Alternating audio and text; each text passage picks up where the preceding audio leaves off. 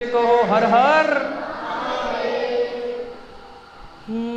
महादेव महात्मानं महाध्यानं परायणं महापापहरं देव मकाराय नमो नमः। सूत जी कहते हैं, हे शौनक जी, श्रवण कीर्तन और मनन जैसे साधनों को करना प्रत्येक के लिए सुगम नहीं है। इसके लिए योग्य गुरु और आचार्य को उपस्थित होना चाहिए। गुरु मुख से सुनी हुई वाणी मन की शंकाओं को दग्ध करती है। गुरु मुख से सुने शिव तत्व द्वारा शिव के रूप स्वरूप के अर्थात दर्शन और गुणानुवादों में रसानुभूति होती है, तभी भक्त कीर्तन कर पाता है। यदि ऐसा कर पाना संभव न हो तो मोक्षार्थी को चाहिए कि वह भगवान शंकर के लिंग एवं मूर्ति की स्थापना करके रोज उसकी पूजा करे। इसे अपना कर वह इस संसार सागर से पार हो सकता है। संसार सागर से पार होने के लिए इस तरह की पूजा आसानी से भक्ति पूर्वक की जा सकती है।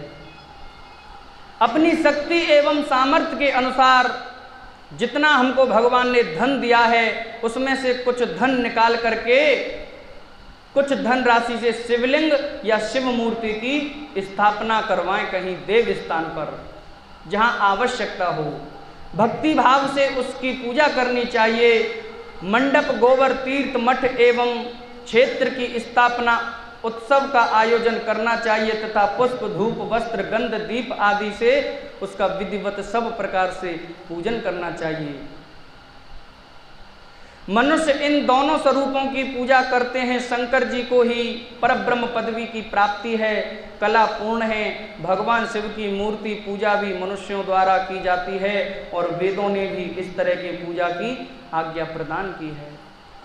और सभी की देवताओं की तो पूजा होती है, राम जी की होती है, हनुमान जी की होती है, माता रानी की होती है, परंतु भोले बाबा के दो स्वरूप हैं, जो एक तो साक्षात मूर्ति में विराजमान हैं और एक शिवलिंग में विराजमान हैं, जिसका हम विधिवत रोज पूजन करते हैं। सनत कुमार जी ने पूछा कि हे नंदिकेश्वर, पूर्व काल में उत्पन्न हुए लिंग बेर अर्थात मूर्ति की उत्पत्ति के संबंध में आप हमें विस्तार से बताइए। नंदिकेश्वर ने कहा, मुनीश्वर, प्राचीन काल में एक बार ब्रह्मा और विष्णु जी के मध्य भयंकर युद्ध प्रारंभ हो गया। तो उस युद्ध के बीच स्तंभ रूप में शिव जी प्रकट हो गए। इस प्रकार उन्होंने पृथ्वी लोक का संरक्षण किया। उसी दिन से महादेव जी का लिंग के साथ साथ मूर्ति पूजन भी जगत में प्रचलित हो गया। अन्य देवताओं की साकार अर्थात मूर्ति पूजा होने लगी, जो कि अभिष्ट फल प्रदान करने वाली थी, परंतु शिव जी के लिंग और मूर्ति दोनों ही पूजनीय हैं। नंदिकेश्वर बोले, पूर्व काल में श्री विष्णु जी अपनी पत्नी श्री लक्ष्मी जी के साथ शेष शैया पर शयन कर रहे थे। तब एक बार ब्रह्मा जी वहां पहुंच गए और विष्णु जी को पुत्र कहकर पुकारने लगे। ब्रह्मा जी कहते, पुत्र उठो, मैं तुम्हारा ईश्वर तुम्हारे सामने खड़ा हूं। यह कहकर विष्णु जी को क्रोध आ गया।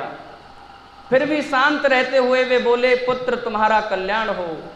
अब ब्रह्मा जी हैं वो विष्णु जी को पुत्र कह रहे हैं और जो विष्णु जी हैं वो ब्रह्मा जी को पुत्र कह रहे हैं।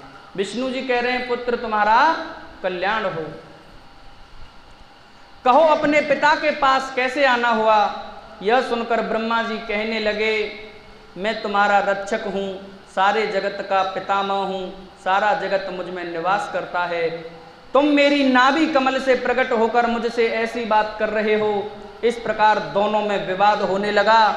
तब वे दोनों अपने को प्रभु कहते कहते एक दूसरे का वध करने के लिए तैयार हो गए। कौन कौन? ब्रह्मा और विष्णु दोनों। हंस और गरुड़ पर बैठे दोनों परस्पर युद्ध करने लगे।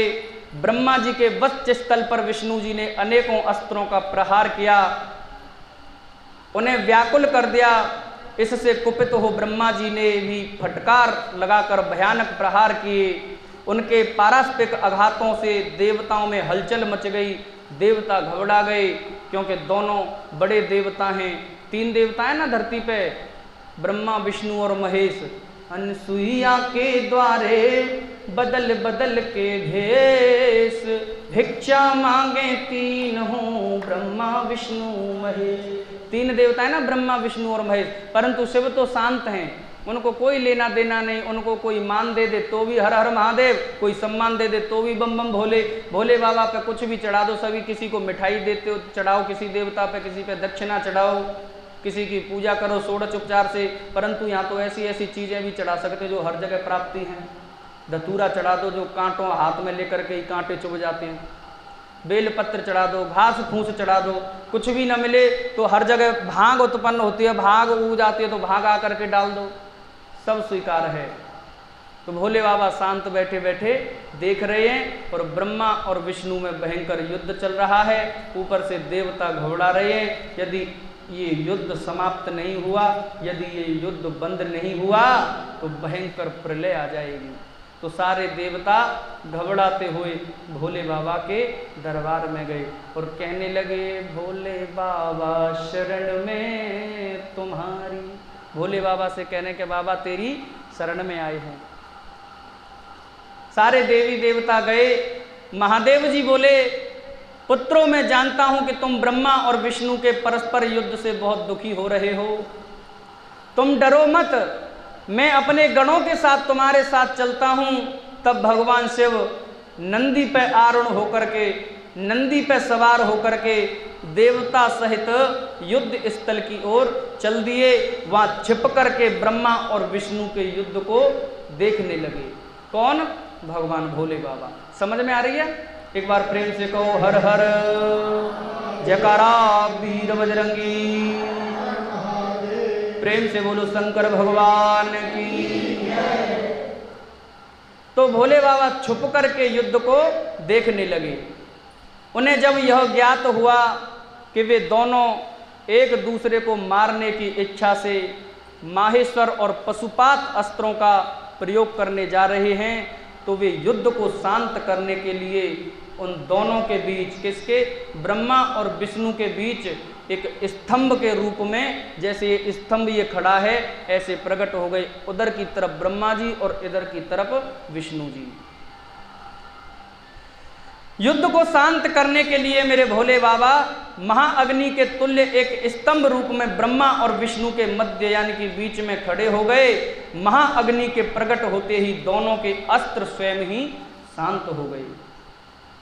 अस्त्रों को शांत होते देखकर ब्रह्मा और विष्णु दोनों कहने लगे कि इस अग्नि स्वरूप स्तंभ के बारे में हमें जानकारी करनी चाहिए। दोनों ने उनकी परीक्षा का निर्णय किया। भगवान विष्णु ने सूकर का रूप धारण किया और उनको देखने के लिए नीचे धरती यानी कि पाताल में चले गए। भोले बाबा बताया नहीं था कि मैं शिव शंकर हूँ, वो तो एक स्तंभ रूप में खड़े हो गए। अब ब्रह्मा विष्णु सोचने लगे कि हमारे युद्ध के बीच में ये तीसरे कौन आ गए। तो उनका पता करने के लिए जो विष्णु भगवान हैं वह पाताल में जा रहे हैं कि ये देखूं तो चाहिए स्तंभ कितना नीचे। वो पाताल में चले गए और ब्रह्मा जी हंस का रूप धारण करके ऊपर की ओर जा रहे हैं। ऊपर की ओर चल दिए पाताल में। बहुत नीचे जाने पर भी विष्णु को स्तंभ का अंत कोई और छोर नहीं मिला, अतः वे वापस चले आए। और ब्रह्मा जी ने आकाश में जाकर केतकी का फूल देखा। केतकी का पुष्प लेकर के विष्णु जी के पास ब्रह्मा जी आ गए और विष्णु जी ने उनके चरण पकड़ लिए। ब्रह्मा जी के छल को देखकर भगवान शिव वहां पर प्रकट हो गए। ब्रह्मा जी ने इस जगह पे छल किया क्योंकि केतकी का फूल कहीं बीच में ही आ गया और विष्णु जी पाताल में आ गए बिना पता किए। तो भोले बाबा प्रकट हो गए। यहाँ पर ब्रह्मा जी ने छल किया है, अब ब्रह्मा जी का भला होने वाला नहीं है।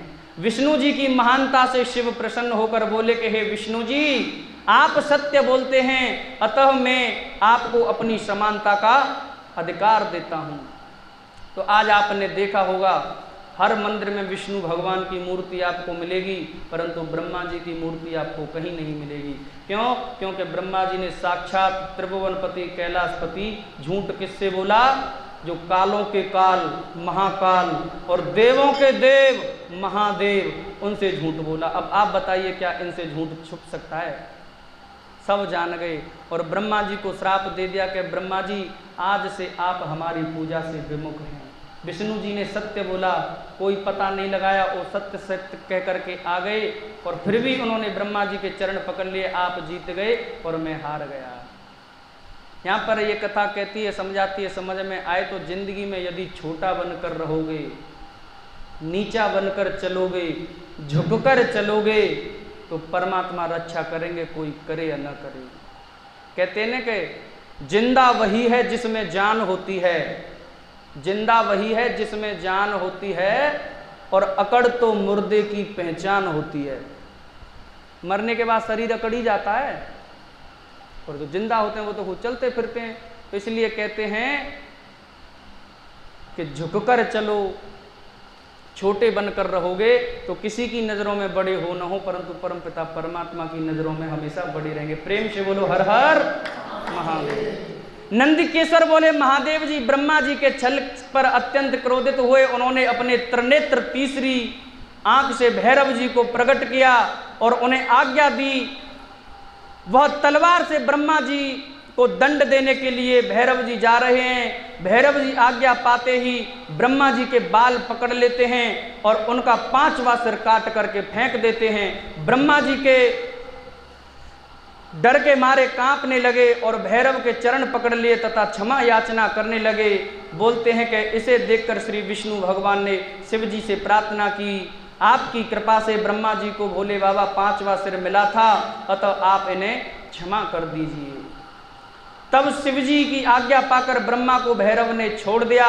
शिव जी ने कहा, तुमने प्रतिष्ठा और ईश्वर तत्व को दिखाने के लिए छल किया है, इसलिए मैं तुम्हें श्राप देता हूं, तुम सत्कार स्थान व उत्सव से विहीन रहोगे। आज आपने हमसे काफी बार कभी कोई पूजा करवाई हो तो सभी देवताओं की पूजा करवाई है, मैंने आज तक कहा है कि ब्रह्मा जी का ध्यान करो। ब्रह्मा विष्णु महेश तीनों का ध्यान इकट्ठा करवाया होगा, परंतु स्पेशल ब्रह्मा जी का नहीं करवाया। कोई भी ब्राह्मण देवता हो कल्ले ब्रह्मा जी की पूजा नहीं करवा दिया। क्यों? क्योंकि भोले बाबा ने श्राप दे दिया, जहाँ कोई उत्सव होगा, जहाँ मान सम्मान होगा, जहाँ सत्कार होगा, वहाँ ब्रह्मा जी तुम मुंह नहीं दिखाओगे। विष्णु भगवान दयालु हैं, न जाने कौन से गुण पे दया निधि रीझ जाते हैं, यही सद ग्रंथ कहते हैं, यही हरि भक्त गाते हैं। भगवान इन कौन से गुण पे रीझ जाएं? विष्णु भगवान ने कह दिया कि भोले बाबा इनको क्षमा कर दीजिए। ब्रह्मा जी अपनी गलती का पश्चाताप कर चुके थे, उन्होंने भगवान शिव के चरण पकड़ लिए, क्षमा मांगी, निवेदन किया कि वे अपना 5वां सिर उन्हें प्रदान कर दें। महादेव जी ने कहा, जगत की स्थिति को बिगाड़ने से बचाने के लिए पापी को दंड देना अति आवश्यक है, नहीं तो वो और बिगड़ जाएगा। ताकि लोक मर्यादा बनी रहे, मैं तुम्हें वरदान देता हूं कि तुम गणों के आचार्य कहलाओगे। अब बताओ, इनसे इसीलिए तो भोले बाबा कहते हैं 1 मिनट में तो ये श्राप दे दिया कि कोई पूजा में स्थान नहीं, कहीं मंदिर में तुम्हारी मूर्ति नहीं, और जब क्षमा किया तो इतना कुछ दे दिया कि जितने भी गण हैं उस सब में आप उनके मुख्य हैं। और ये भी कह दिया कि आज के बाद जो कहीं यज्ञ होगा वो आपकी आज्ञा के बिना पूर्ण ही नहीं होगा। प्रेम से कहो हर हर महादेव। शंकर भगवान की। भोले बाबा ने कह दिया कि आज से आप गणों के आचार्य होंगे और जहाँ कहीं बड़े बड़े महायज्ञ होंगे उसमें आपको सबसे पहला स्थान मिलेगा। क्यों मिलेगा? भोले बाबा ने 5वां सिर तो ब्रह्मा जी का काट दिया, 4 सिर हैं और दशा कितनी है? 4, पूरब पश्चिम उत्तर दक्षिण, ताकि ब्रह्मा जी को यज्ञ के मध्य बिठाया जाता है कि चारों दिशाओं से आपकी ये ड्यूटी है, ये आपका काम है, कोई ऐसी अशक्ति न आ जाए जिससे यज्ञ विध्वंस हो जाए। इस चारों दिशाओं में चारों मुखों से आपको देखना है। तो भोले बाबा ने उनको श्राप भी दे दिया और क्षमा भी कर दिया। फिर उन्होंने केतकी के पुष्प से कहा, अरे दुष्ट केतकी, अब तुम मेरी पूजा के अयोग्य नहीं रहोगे। अब केतकी पुष्प बहुत दुखी हुआ और उनके चरणों में गिरकर माफी मांगने लगा। तब महादेव जी ने कहा, मेरा वचन झूठा तो नहीं हो सकता, इसलिए तू मेरे भक्तों के योग्य होगा, इस प्रकार तेरा जन्म सफल हो जाएगा। नंदकेश्वर कहते हैं ब्रह्मा और विष्णु भगवान शिव को प्रणाम करके चुपचाप उनके दाएं बाएं भाग में खड़े हो गए। उन्होंने पूजनीय महादेव जी को श्रेष्ठ आसन पर बैठाकर पवित्र वस्तुओं से उनका पूजन किया। दीर्घ काल तक स्थित रहने वाली वस्तुओं को पुष्प वस्तु तथा अल्पकाल तक टिकने वाली वस्तुओं को प्राकृतिक वस्तु कहते हैं, जिसमें हार, नुपुर, किरीट, मणिमय, कुंडल, यज्ञोपवीत, उत्तरीय वस्त्र ये आदि सब आते हैं। ध्वजा, चवर तथा अनेक दिव्य उपहारों से उनका पूजन किया, जिसका वाणी से वर्णन नहीं किया जा सकता। जो केवल परमात्मा के योग्य थे, उनसे ब्रह्मा और विष्णु ने अपने स्वामी महेश्वर का पूजन किया। इससे प्रसन्न होकर भगवान शिव ने दोनों देवताओं को मुस्कुराकर कहा कि पुत्रों, आज तुम्हारे द्वारा की गई पूजा से मैं बहुत प्रसन्न हूँ। इसी कारण यह दिन परम पवित्र महान होगा और इस तिथि का नाम होगा श्री शिवरात्रि। उसी दिन से शिवरात्रि का ये प्रचलन चला, जिस दिन ब्रह्मा और विष्णु ने भगवान शंकर जी की सबसे बड़ी पूजा की, जो 4 पहर की पूजा होती है। 2 शिवरात्रि आते हैं, एक पे तो विवाह हुआ था भोले बाबा का, जिसको मनाते हैं, और दूसरी जो अभी निकल के गई है श्रावण शिवरात्रि। इस दिन ब्रह्मा विष्णु ने पहली बार भोले बाबा का पूजन किया। प्रेम से बोलो बम बम भोले। शिवरात्रि के नाम से प्रसिद्ध होगी और मुझे परम प्रिय होगी। इस दिन जो मनुष्य मेरे लिंग अर्थात शिवलिंग का निराकार रूप की या मेरी मूर्ति अर्थात साकार रूप की दिन रात निराहार रहकर, भूखा रहकर पूजा करेगा, वो मेरा परम प्रिय भक्त होगा। पूरे वर्ष भर निरंतर मेरी पूजा करने पर जो फल प्राप्त मिलता है, वह फल शिवरात्रि को मेरा पूजन करने से मनुष्य तत्काल प्राप्त कर लेता है। यानी 1 साल भोले बाबा की दिन और रात पूजा कर लो आप, 1 साल में आपको जितना फल मिलेगा, वही पूरी 12 महीने का फल आपको मात्र शिवरात्रि के दिन पूरे दिन आपको भक्ति भाव से करना होगा, भूखा रह करके। जैसे साल में एकादशियाँ आती हैं, जितनी भी एकादशी आती हैं, 26 एकादशी होती हैं, जो उनमें सबसे बड़ी एकादशी उसका क्या नाम है? नमानी एकादशी बोलते हैं, निर्जला एकादशी बोलते हैं, जिस दिन पानी भी नहीं पीते पूरे दिन, यानी कि 24 घंटे जल भी ग्रहण नहीं करते। यदि कोई एकादशी के व्रत नहीं कर पाए, वो नमानी एकादशी रख ले, तो उन 26 एकादशियों का फल उसको प्राप्त हो जाता है। हमारी आदत है, हमसे भूखा नहीं रहा जाता, इसीलिए हम साल में बस वही नमानी का व्रत करते हैं। एक शास्त्र भी कहते हैं और हमारे गुरुजी ने भी कहा है, यदि बार बार आप पे एकादशी नहीं रही जाए तो नमानी एकादशी का व्रत रख लो, आपकी सारी एकादशियों का प्राप्त हो जाए। बोलिए बांके बिहारी लाल की। तो भोले बाबा कहते हैं शिवरात्रि को जो भक्त निराहार रह करके मेरी पूजा करता है, भक्ति भाव से मुझे जो कुछ भी समर्पण करता है, अर्पित करता है, मैं इसको ग्रहण करता हूँ और उसको अपना परम भक्त मानता हूँ। जैसे पूर्ण चंद्रमा का उदय समुद्र की वृत्ति का अवसर है, उसी प्रकार शिवरात्रि की तिथि मेरे धर्म की वृद्धि का समय है।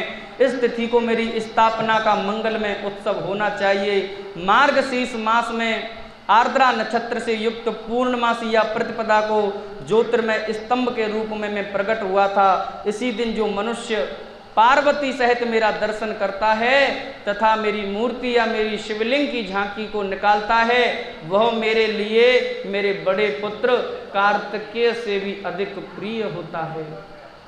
इस दिन शुभ दिन मेरे दर्शन मात्र से पूरा फल प्राप्त होता है। यदि दर्शन के साथ मेरा पूजन भी किया जाए तो इतना अधिक फल प्राप्त होता है जिसका वाणी द्वारा वर्णन नहीं किया जा सकता। मेरे शिवलिंग रूप में प्रकट होकर मैं बहुत बड़ा हो गया था, अतः शिवलिंग के कारण यह भूतल लिंग स्थान के नाम से प्रसिद्ध होगा। जगत के लोग इसका दर्शन और पूजन कर सकेंगे, इसलिए यह अनादि और अनंत ज्योति स्तंभ अथवा ज्योतिर्मय लिंग अत्यंत छोटा हो जाएगा। यह शिवलिंग सब प्रकार के भोग सुलभ करने वाला तथा भोग और मोक्ष का एकमात्र साधन होगा। इसका दर्शन, स्पर्श और ध्यान प्राणियों को जन्म मृत्यु के कष्ट से छुड़ाने वाला होगा। शिवलिंग के यहाँ प्रकट होने के कारण यह स्थान अरुणाचल नामक जगह पर प्रसिद्ध होगा। यहाँ बड़े बड़े तीर्थ प्रकट होंगे। इस स्थान पर रहने या मरने से जीवों को मोक्ष प्राप्त होगा। मेरे 2 रूप हैं, साकार और निराकार। पहले मैं स्तंभ रूप में प्रकट हुआ, फिर अपने साक्षात रूप में ब्रह्म भाव मेरा निराकार रूप है तथा महेश्वर भाव मेरा साक्षात रूप है। ये दोनों ही मेरे सिद्ध रूप हैं। मैं ही परब्रह्म परमात्मा हूँ। जीवों पर अनुग्रह करना मेरा काम है। मैं जगत की वृत्ति करने वाला होने के कारण ब्रह्म कहलाता हूँ। सर्वत्र स्थित होने के कारण मैं ही सबकी आत्मा हूँ। सर्ग से लेकर अनुग्रह तक जो जगत संबंधी 5 कृत्य हैं वे सदा ही मेरे हैं। मेरी ब्रह्म रूपता का बोध कराने के लिए पहले लिंग प्रकट हुआ, फिर अज्ञात ईश्वर तत्व का साक्षात्कार कराने के लिए मैं जगदीश्वर रूप में प्रकट हो गया हूँ।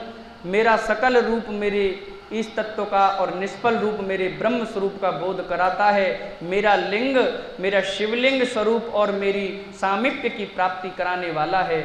मेरे शिवलिंग की स्थापना करने वाले मेरे उपासक को मेरी समानता की प्राप्ति होती है। उनको भक्ति ज्ञान वैराग्य की प्राप्ति होती है तथा मेरे साथ एक तत्व का अनुभव करता हुआ संसार सागर से मुक्त हो जाता है।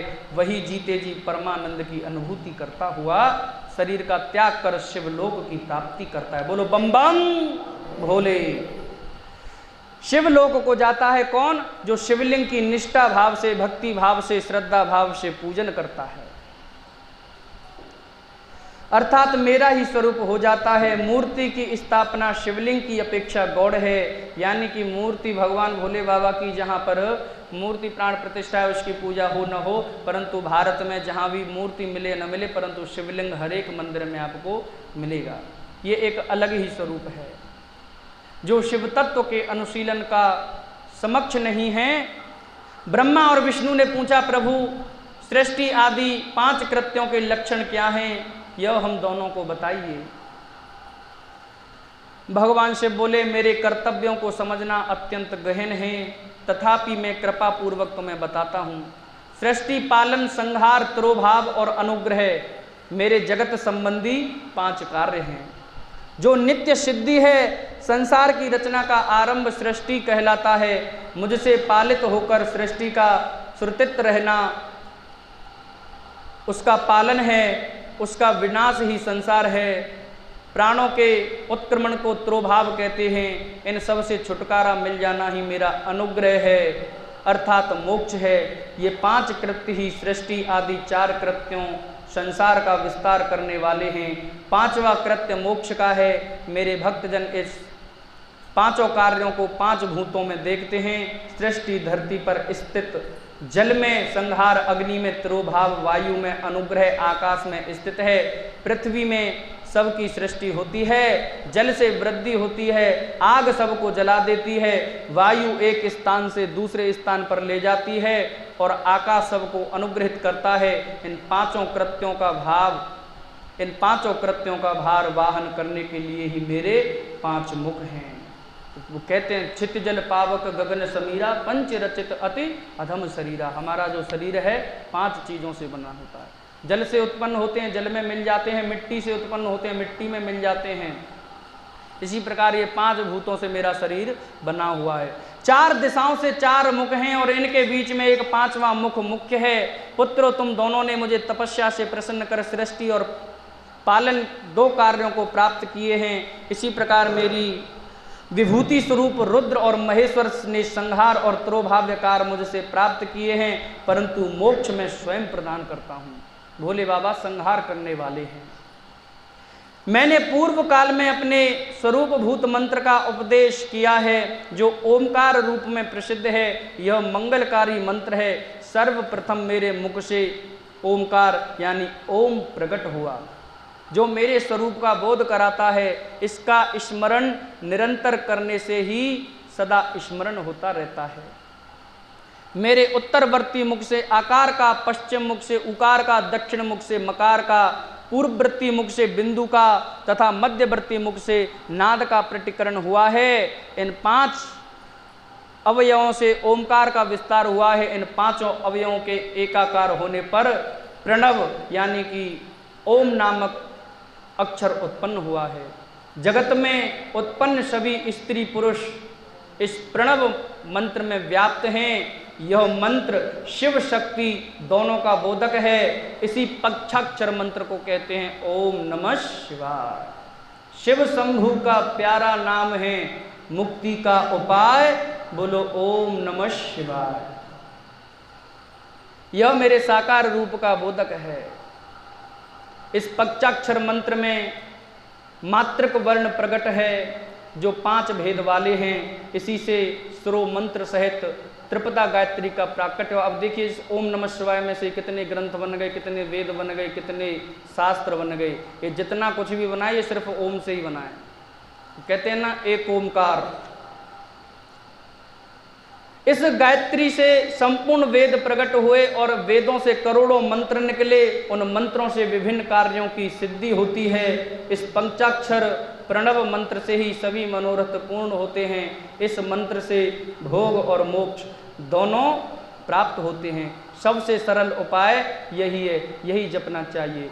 शिव शंभु का प्यारा नाम है ये मुक्ति का उपाय। ओम नमः शिवाय, ओम नमः शिवाय, ओम नमः शिवाय, ओम नमः शिवाय। कुछ भी जपो या न बजो, सिर्फ ये ओम नमः शिवाय का जाप कर लो। हमारी मन की जो अभिलाषा है, हमारे मन में जिस कार्य की सिद्धि के लिए हम भगवान से मांगें, बस कुछ मत करो, उसके पास जा कर के बैठ जाओ और आंखें बंद कर कर के प्रसन्न चित्त होकर के ओम नमः शिवाय का अखंड जाप अपने मन में चलने दो। और फिर देखो, यदि भक्ति आपकी सच्ची है, श्रद्धा आपकी सच्ची है, भगवान के प्रति यदि आप आसक्त हैं, तो ये ओम नमः शिवाय आपके लाखों नहीं करोड़ों कामों को बना सकता है। बोलिए हर हर महादेव। नंदकेश्वर कहते हैं जगदम्बा उमा गौरी पार्वती के साथ बैठे महादेव ने उत्तरवर्ती मुख बैठे ब्रह्मा और विष्णु को पर्दा करने वाले वस्त्र से आच्छादित कर उनके मस्तक पर अपना हाथ रखकर धीरे धीरे उच्चारण कर उन्हें उत्तम मंत्र का उपदेश दिया। 3 बार मंत्र का उच्चारण करने भगवान शिव ने उन्हें शिष्यों के रूप में दीक्षा दी। गुरुदक्षिणा के रूप में दोनों ने अपने आप को समर्पित करते हुए दोनों को हाथ जोड़कर उनके समीप खड़े हो गए। जगत गुरु भगवान शिव की इस प्रकार स्तुति करने लगे। ब्रह्मा विष्णु बोले, प्रभु आपके साकार और निराकार 2 रूप हैं। आप तेज से प्रकाशित हैं, आप सबके स्वामी हैं, आप सर्वात्मा हैं, आपको हमारा नमस्कार है। श्री शिवाय नमस्तुभ्यम। यानी कि हे शिव मैं आपको नमन करता हूँ, हे शिव मैं आपको नमस्कार करता हूँ, हे शिव मैं आपको श्रद्धा सहित प्रणाम करता हूँ। इसलिए भोले बाबा के दरवाजे पे जाकर के जब चौखट पे घंटी बजाओ तो बोल देना श्री शिवाय नमस्तुभ्यम। आप सबके स्वामी हैं, आप सर्वज्ञात्मा हैं, आपको मैं नमस्कार करता हूं। आप प्रणव मंत्र के बताने वाले हैं तथा आप ही प्रणव लिंग वाले हैं। सृष्टि पालन संहार तिरोभाव और अनुग्रह आदि आपके ही हैं। कार्य हैं, आपके 5 मुख हैं और आप ही परमेश्वर हैं। आप ही सबकी आत्मा हैं, ब्रह्म हैं। आपके गुण और शक्तियां अनंत हैं। हम आपको नमस्कार करते हैं। श्री शिवाय नमस्तुभ्यम। इन पंक्तियों से स्तुति करते हुए गुरु महेश्वर को प्रसन्न कर ब्रह्मा और विष्णु ने उनके चरणों में प्रणाम किया। महेश्वर बोले, आर्द्रा नक्षत्र में चतुर्दशी तिथि को यदि इस प्रणव मंत्र का जाप किया जाए तो यह अक्षय फल देने वाला है। कोई जैसे बड़ी तिथि आती हैं, एकादशी, पूर्णमासी, अमावस्या, संक्रांति, एक तिथि वैसे तो सभी समान होती हैं, भगवान के दरवाजे पर बैठ जाएं, परंतु इनका कुछ ज़्यादा महत्व होता है। वहाँ पर जा कर के आप ये बड़ी तिथि आए, कोई बड़ा त्यौहार आए तो बैठ कर के, जैसे हमको खुशी की प्राप्ति होती है जब हम कहीं खुशी देखते हैं, तो आजकल कहीं फालतू जगहों में घूमने जाते हैं, परंतु जब घर में कोई खुशी आए तो एक बार इसके दरवाजे पर पहले आ जाना, बाकी काम बाद में, पहले भक्ति का काम। सूर्य संक्रांति में महा आर्द्रा नक्षत्र में एक बार किया प्रणव जप करोड़ों गुना जप फल देता है। मृगशिरा नक्षत्र का अंतिम भाग तथा पुनर्वसु का शुरू का भाग पूजा होम तर्पण के लिए सदा आर्द्रा के समान है। मेरे लिंग का दर्शन प्राप्त काल अर्थात मध्याह्न से पूर्व काल में करना चाहिए। मेरे दर्शन पूजन के लिए चतुर्दशी तिथि उत्तम है। पूजा करने वालों के लिए मेरी मूर्ति और लिंग दोनों समान हैं। फिर भी मूर्ति की अपेक्षा लिंग का स्थान ऊंचा है, इसलिए मनुष्यों को शिवलिंग का ही पूजन करना चाहिए। शिवलिंग की स्वयं स्थापना करके या दूसरों से स्थापना करवाकर उत्तम द्रव्यों से पूजा करने से मेरा पद सुलभ हो जाता है। इस प्रकार दोनों शिष्यों को उपदेश देकर भगवान शंकर जी अंतर्ध्यान हो गए। बोलो बम बम।